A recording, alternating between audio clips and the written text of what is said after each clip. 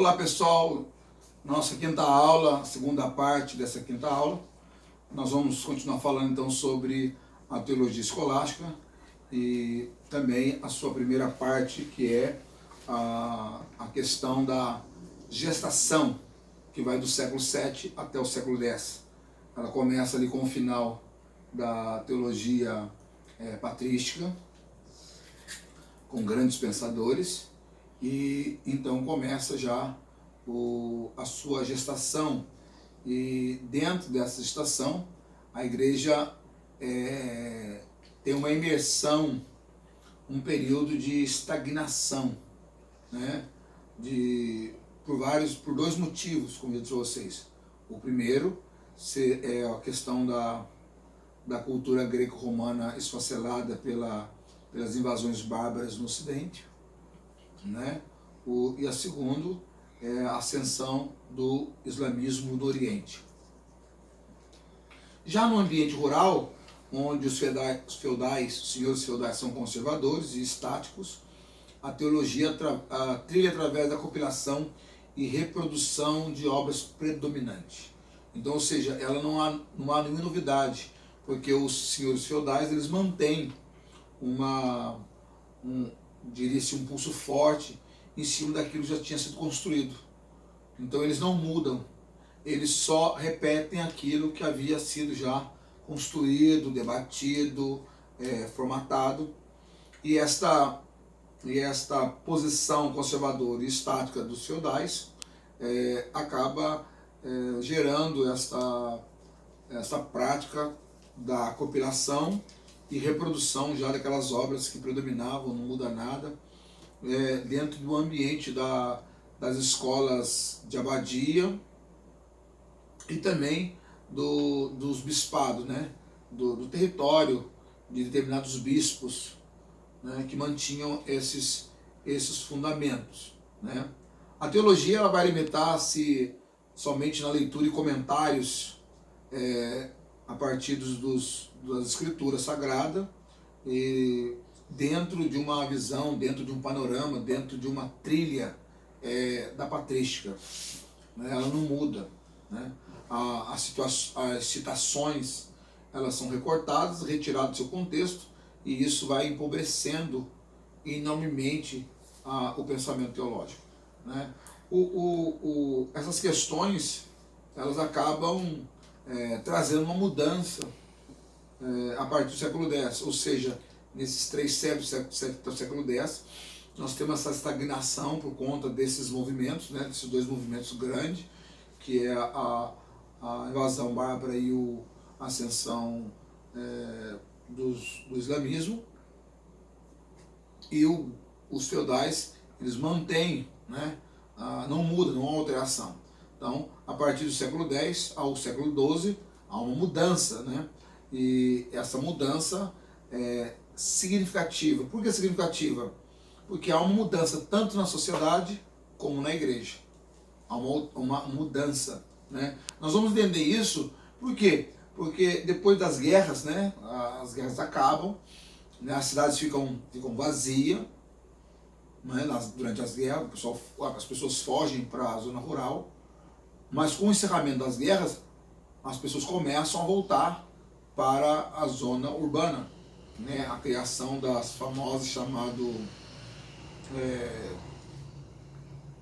cidades enfim, distritos dominados por feudais, e esses distritos começaram a tornar-se, tem um nome mais técnico que eu estou me falando memória, mas vou lembrar, começa a se emancipar. Assim, lembrei agora, comunas, né?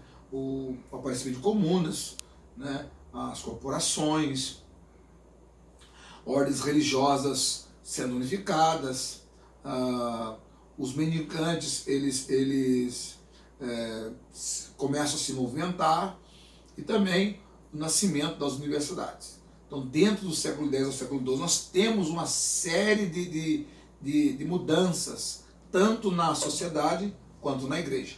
Na sociedade é o nascimento das comunas, né? das corporações, que nós chamamos de corporações, no sentido de nascer o quarto grupo.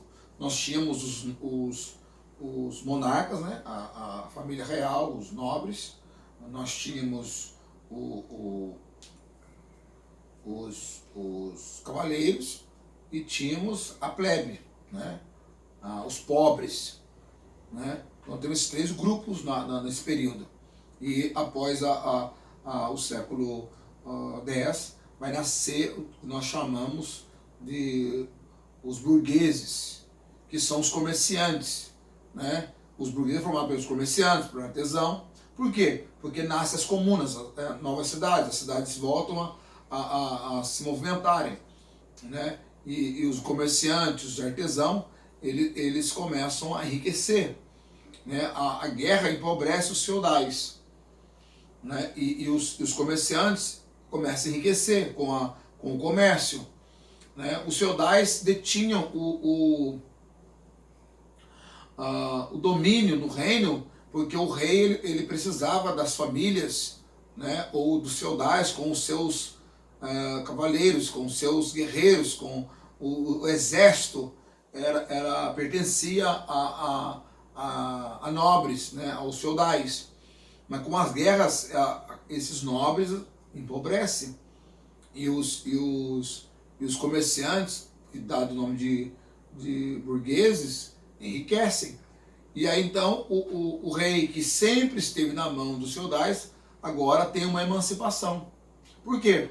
Porque agora os comerciantes pagam impostos e o monarca então agora tem dinheiro para poder bancar o seu próprio exército. Então grosseiramente ele se torna independente dos feudais. Ele torna-se independente, ele torna-se livre. Ele não depende mais dos feudais, dos nobres, para promover uma guerra. Porque agora ele tem seu próprio exército, porque agora ele tem recurso financeiro para bancar esse exército. Então, essa nova comuna, essa nova sociedade, essa nova corporação, ela vai dar um novo norte para na sociedade. Tá? Isso dentro da sociedade humana. Agora, dentro da igreja, nós temos uma outra alteração, que é o nascimento, a unificação, o nascimento, o movimento de ordens. Né? As ordens elas vão questionar a questão da igreja. Com o empobrecimento dos feudais, a igreja acaba adquirindo muitas terras, muitas propriedades. E esse domínio da igreja cria então 2 grupos dentro da igreja, chamado clero secular, que vai cuidar dos bens materiais da igreja, que vai cuidar da questão política da igreja. Quando você assiste os 3 mosqueteiros, né, D'Artagnan, os 3 mosqueteiros, você vê muito isso, essas questões, né, do envolvimento de um grupo secular, né, querendo o poder, não somente não deseja ter um poder religioso, mas também que é o poder político, que é assumir o governo.